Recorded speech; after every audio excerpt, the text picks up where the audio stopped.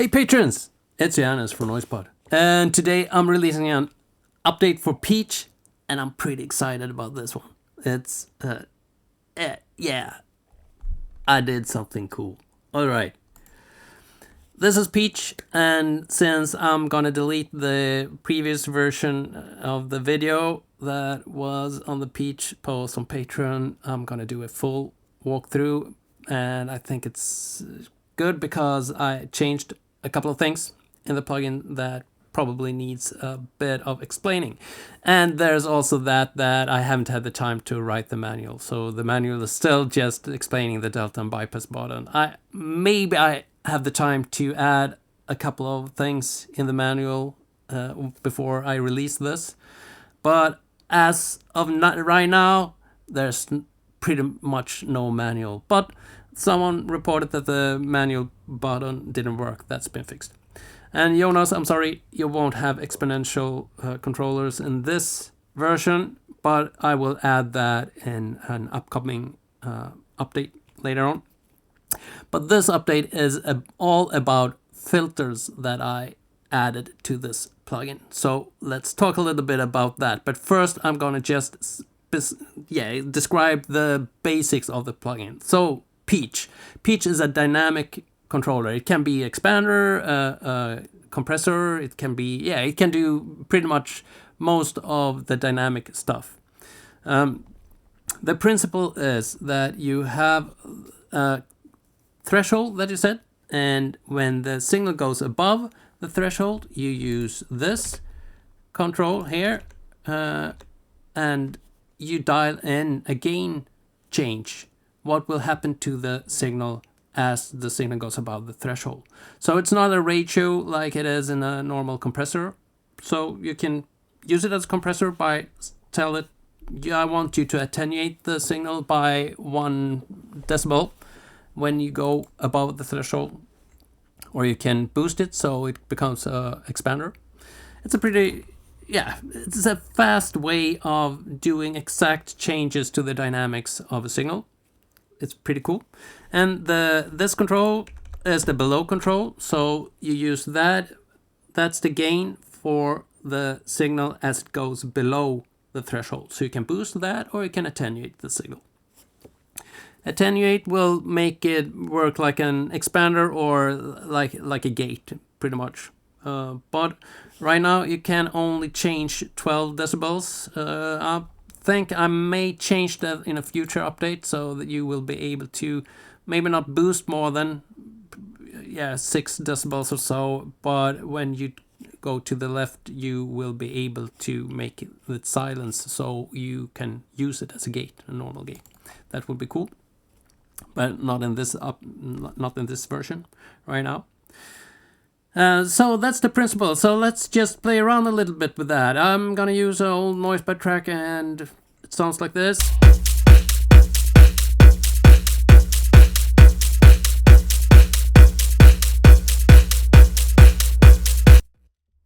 As you can see with the meter that shows you which part of the if it's below or above the threshold, you can see that it's going back and forth between the upper and lower part of the signal, so back and forth. Right now it doesn't do anything. If I listen to the delta, it will be completely silent because it doesn't apply any gain changes. Oh, it got silent for some reason.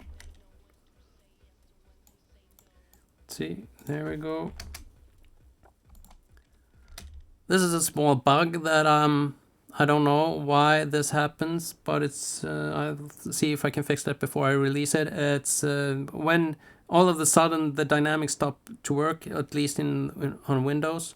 So then I need to change the Lookahead and then the signal goes back. So it's something weird with the Lookahead. I need to check that. But if that happens to you when you're using it, then you can know that it's just to change the Lookahead, and then you're back to business. But I'm gonna see if I can find what that's coming from. All right, so that's it, silent delta. But if we change, let's say that we're gonna use it as a compressor, so we tell this to attenuate the signal by 1.5 dB as the signal goes above the threshold. Then it sounds like this.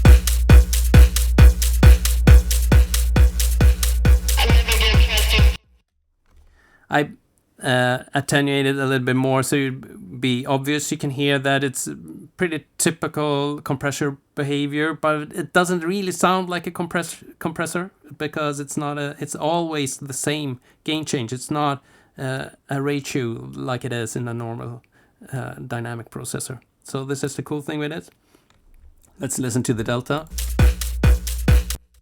Oh, it freezes again. Why?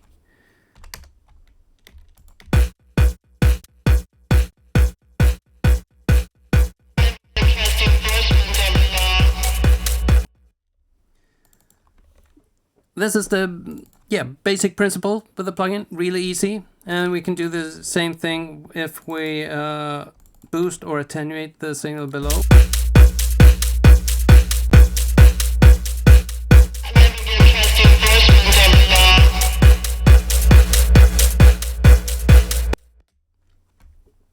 Easy peasy.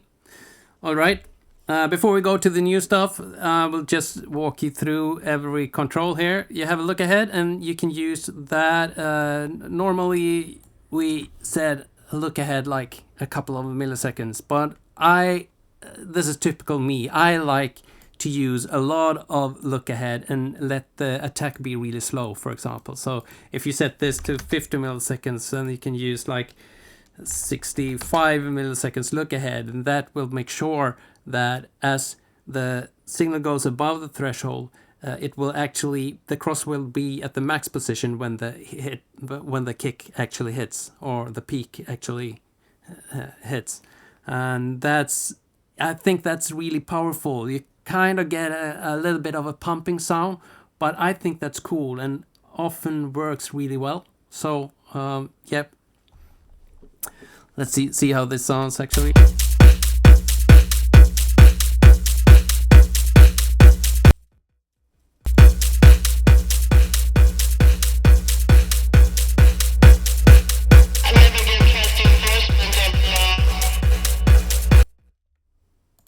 Cool.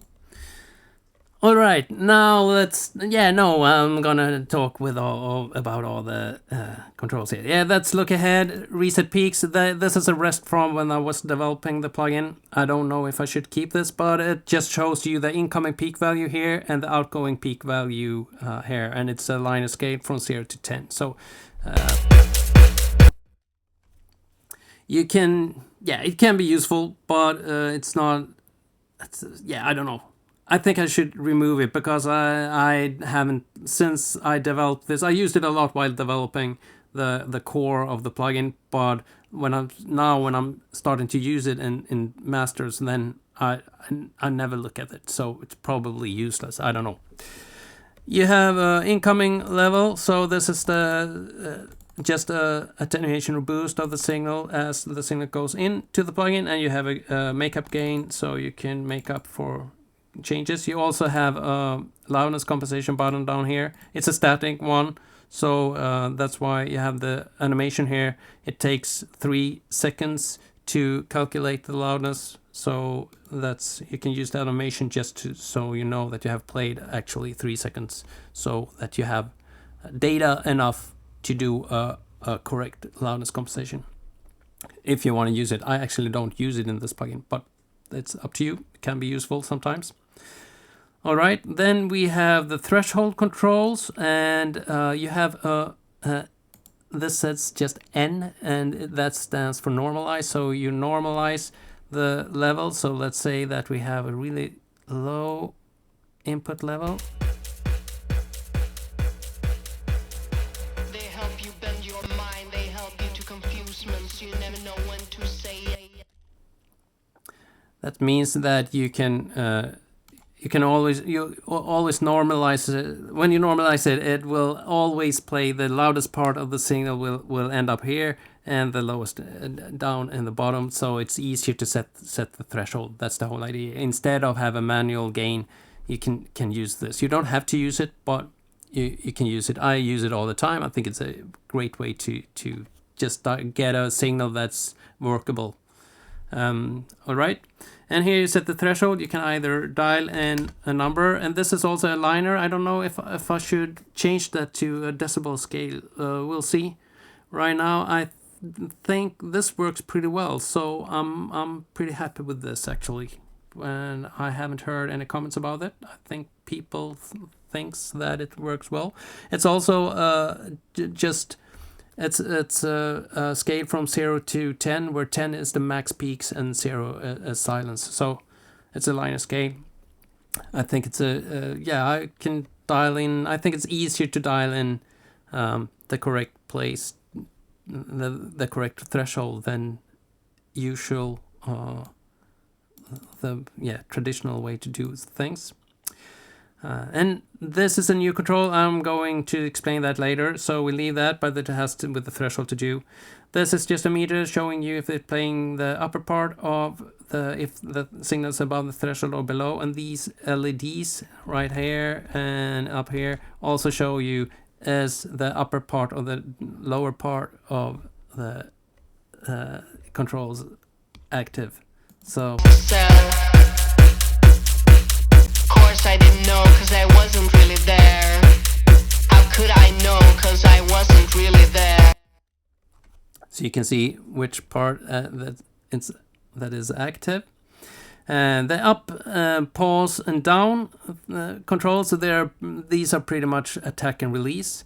I called it up and down or showed it with arrows because I think it explains that this is the time it takes for the signal when it goes from the bottom up to the max position.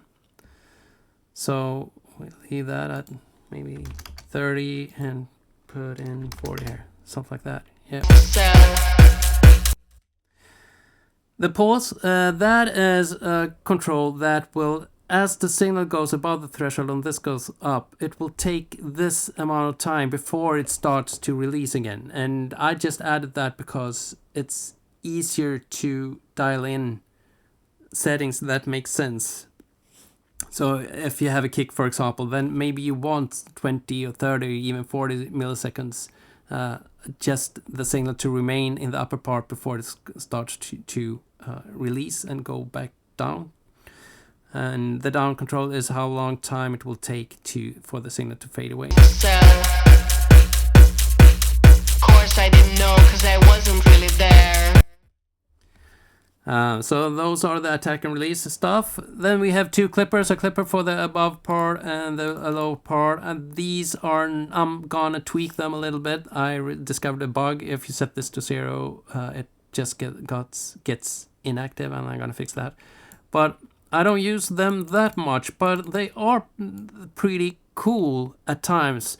I used it to de-esser part where I didn't want the sound of the level change. I didn't mind the distortion that the clip added, and I could get a really natural de-essing from using clipping instead.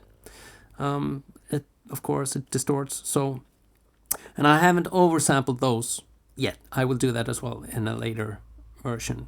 But this plugin used to be a really lightweight plugin. It was one of the core ideas that I should make it lightweight, because all my plugins are pretty heavy. But right now it's heavy again because I added a lot of stuff.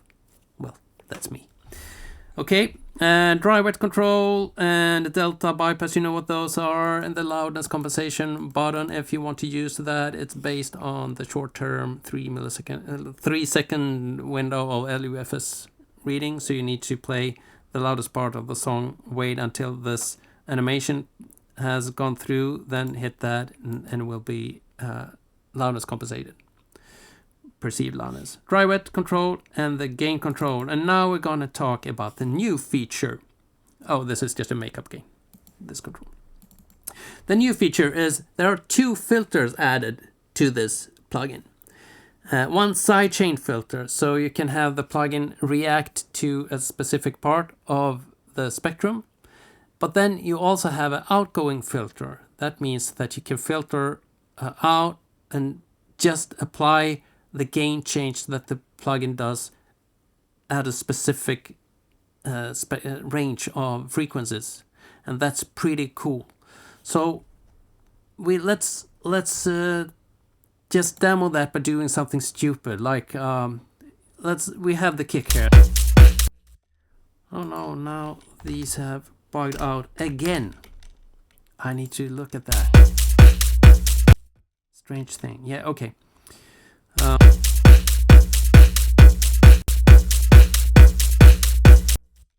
Didn't used to happen all the time. Right now it happened all the time. Oh, never mind. Let's do that later. All right, this is the sidechain filter. So when we click here, we will see a spectrum. You can also hear that the signal got monoed, because that as soon as you click on the sidechain filter, you're listening to the sidechain. So this is the sidechain. This is the signal that the plugin will react to. To set which frequency range you want the plugin to react on, you click on the spectrum, and the higher up here you are, and the narrower the size will be, and the further down, the broader part of the spectrum will be used. So let's set a range here.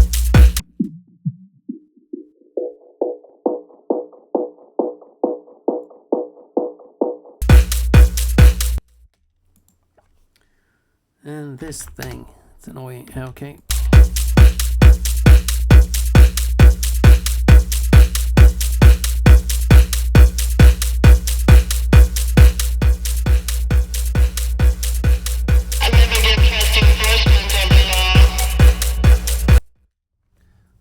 So we have set these weird settings.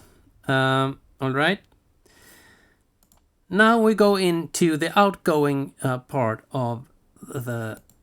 So this is the outgoing spectrum. This is a liner phase filter. The other one is a minimum phase. So the sidechain is a minimum phase. The output is a liner phase. And I did that because the way I made this, I got rid of all the pre-ringing. So there's no pre-ringing in this filter, and it will just apply the gain changes in the spectrum that you choose here. So let's choose the upper part. Never know when to say yes or when to say no.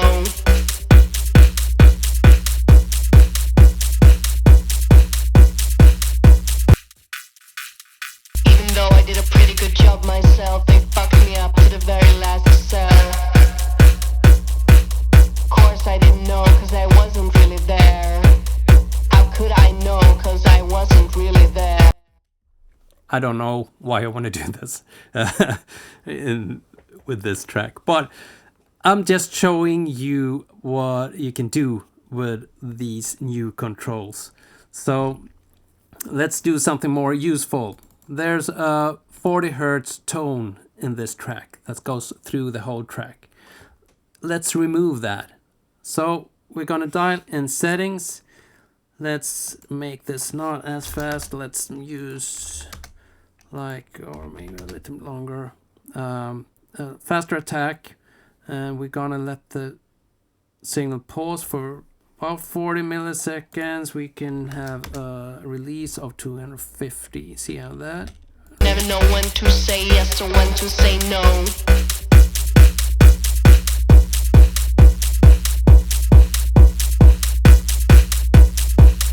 Even though I did a pretty good job myself, they fucked me up to the very. So right now we have found the kick, and now we go into the output filter, and we're gonna play as I set this. So we're gonna make a filter around that 40 Hertz. Never know when to say yes or when to say no.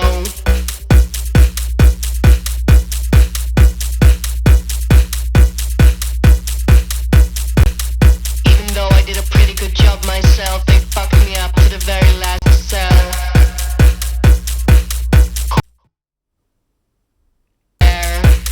How could I know, cause I wasn't.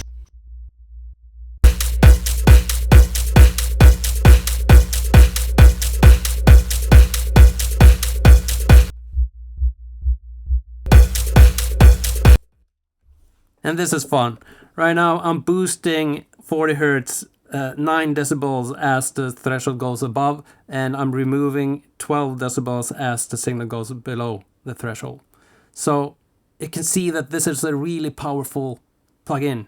You can use it as a de-esser. You can use it if there's a conga that's kind of stuck out in the mix somewhere. You can just dial that in, poof, set that. I want the 3 decibels lower, and that's it. It's really effective and cool. But there's that bug with the Lookahead. I'm gonna look into that and see if I can find a fix before I release it, or do some more testing at least.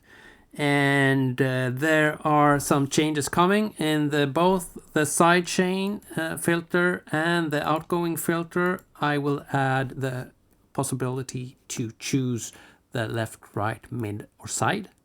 So that means you can sidechain stuff from just the side channel and apply that to the mid, or just a part of the spectrum in the mid.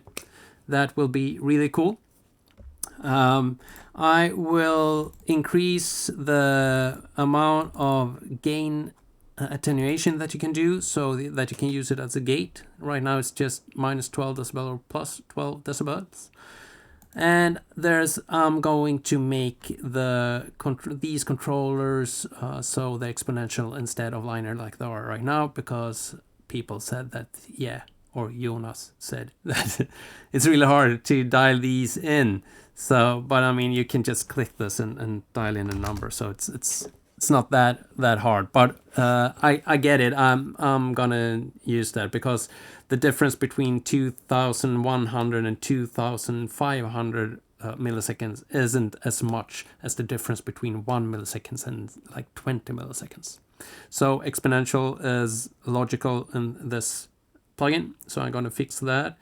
I'm probably gonna remove the peak measurements as well to at least save a fraction of the CPU.